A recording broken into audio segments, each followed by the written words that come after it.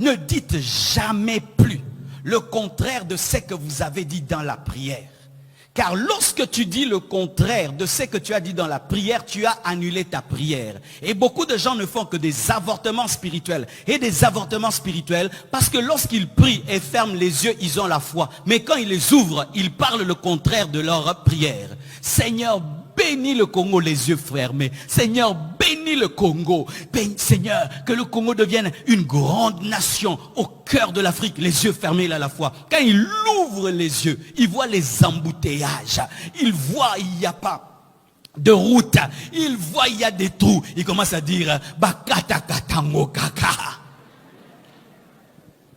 Ne change pas de langage. Sois un homme de foi quand tu fermes les yeux et un homme de foi quand tu ouvres les yeux. Même s'il y a des réalités contraires, ne change pas de langage. Continue à dire ce que tu as dit dans la prière. Continue à proclamer ce que tu as proclamé dans le jeûne. Continue à dire ce que tu as dit dans la veillée. Et ce que tu as dit finira par s'accomplir, mais ne change pas de langage.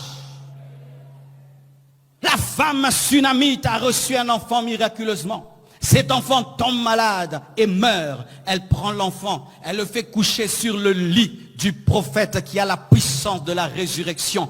Donc elle a demandé sa résurrection. Ce n'était pas un hasard qu'elle ait couché sur le lit du prophète. C'était une prière que le Dieu qui me l'a donné me le redonne. En soi, aujourd'hui, je prêche en supposant que tu lis la Bible. C'est pourquoi je ne lis pas beaucoup de Bibles. Toi-même, tu as ta Bible dans la tête. Alléluia.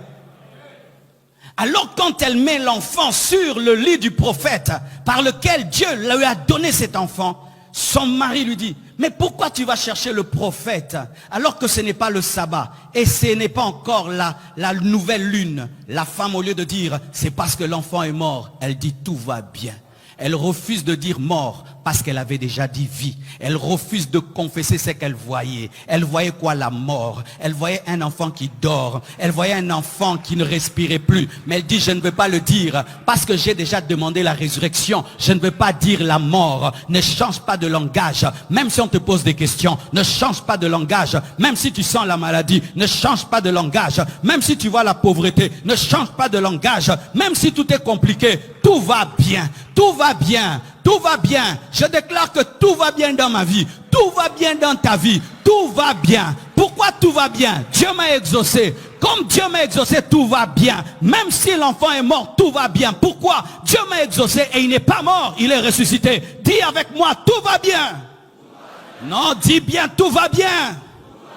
Il y a longtemps que tu as dit tout va bien. Aujourd'hui, tu vas dire tout va bien.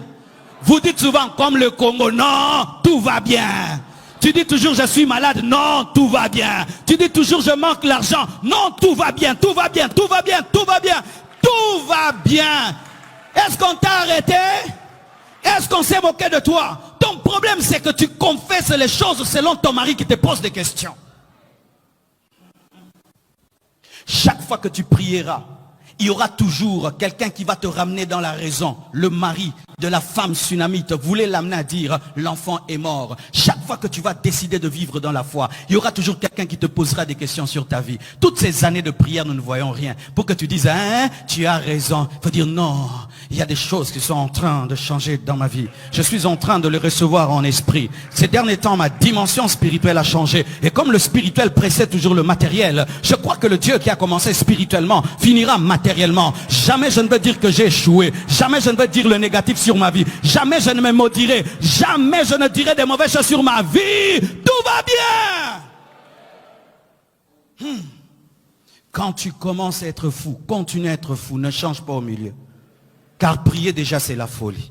Vous savez, quand vous priez, vous êtes des fous. Vous parlez à l'invisible et vous croyez que l'invisible va vous donner l'argent, vous donner des enfants, des voitures. Vous êtes des fous. Alors, alléluia. Quand tu commences la prière qui est de la folie, continue à confesser les choses que tu as reçues dans la prière et commence à les raconter. Tout va bien. Dieu m'a exaucé. Dieu a changé ma vie. Dans 2 ans, vous allez voir des choses extraordinaires dans ma vie. Comment tu sais?